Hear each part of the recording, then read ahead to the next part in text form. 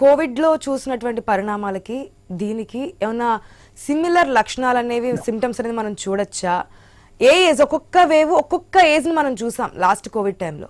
So ఈ HMPV virus సంబంధించి ఏ age వాళ్ళకి ఎక్కువ ఎఫెక్ట్ కనిపిస్తుంది అనుకోవచ్చు? ఇప్పటి వరకు నెలల పిల్లలకే కనిపించింది ఎక్కువగా. అవును అవును okay. HMPV virus like human మెటానిమో virus. ఇది యూజువల్లీ ఏంటంటే మనకి అంటే కోవిడ్ తో కంపేర్ చేస్తే సిమ్టమ్స్ అనేవి కొంచెం మనకి సిమిలర్ గా ఉంటాయి. యాక్చువల్లీ ఈ వైరస్ అనేది మోస్ట్లీ మనకి ఇండియాలోనే 2001లో డిటెక్ట్ అయింది మన ఇండియాలో.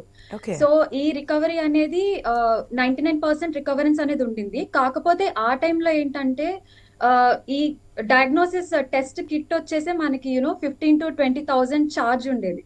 సో ఆ రీజన్ వల్ల అనేది ఎక్కువ టెస్ట్ అనేవి జరగలేదు. జస్ట్ కామన్ ఫ్లూ కోల్డ్ ఎలా వచ్చిందో అలానే మనకి ట్రీట్మెంట్ జరిగింది అండ్ ఇట్ గాట్ వానిష్డ్. కాకపోతే ఇప్పుడు మనకి చైనాలో వచ్చిన వైరస్ అనేది ఎంత స్ట్రాంగ్, ఎంత విరులెంట్, అంటే ఎంత మనకి హ్యూమన్ బాడీకి ఎంత ఎఫెక్ట్ చేస్తుంది అన్నది మనకి ప్రాపర్ రిపోర్ట్ అనేది లేదనమాట ఇప్పటి వరకు. కాకపోతే మన ఇండియాలో వచ్చిన స్ట్రెయిన్ అనేది ఇట్స్ లైక్ అంటే భయపడాల్సిన విషయం కాదు. కాకపోతే we have to be very very cautious. Like usually ఇదేంటంటే మనకి సిమ్టమ్స్ వచ్చేసి కోల్డ్ కానీ, కాఫ్, ఫీవర్, లైక్ అంటే స్నీజింగ్, సోర్ థ్రోట్. సో ఇవి మెయిన్ పర్టికులర్ సిమ్టమ్స్ అన్నమాట.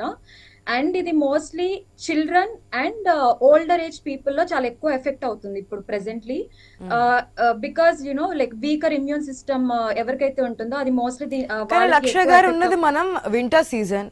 సాధారణంగా వింటర్ అంటేనే ఈ ఏవైతే ఉన్నాయి సిమ్టమ్స్ అన్ని కూడా మనకు కనిపిస్తుంటాయి ప్రతి ఒక్కరిలో, చిన్న పెద్ద అందరిలో కూడా.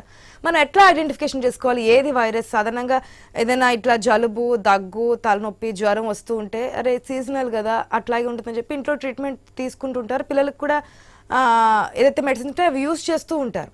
సో ఎట్లా మనం రెండింటికి డిఫరెన్స్ అనేది ఎట్లా తెలుసుకోవాలి? Actually this I wanted to say అనమాట. లైక్ మోస్ట్లీ ఏంటంటే మనకి ఈ పర్టికులర్ టైంలో ఈ వైరస్ అనేది మోస్ట్లీ వింటర్ అండ్ స్ప్రింగ్, అంటే like winter season and early stages of March and April.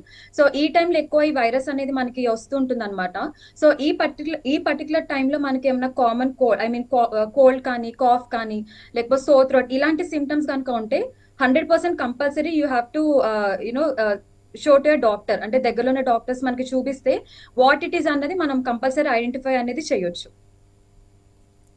And mostly ఇది ఏంటంటే ఇమ్యూనో కాంప్రమైజ్డ్, అంటే ఇప్పుడు for example who has a history of cancer and HIV, uncontrolled diabetes and already asthma ఉన్న patients కానీ, bronchitis, lung issues ఎవరికైతే ఉంటాయో, so వీళ్ళు mostly there are mostly prone to such kind of viruses అనమాట.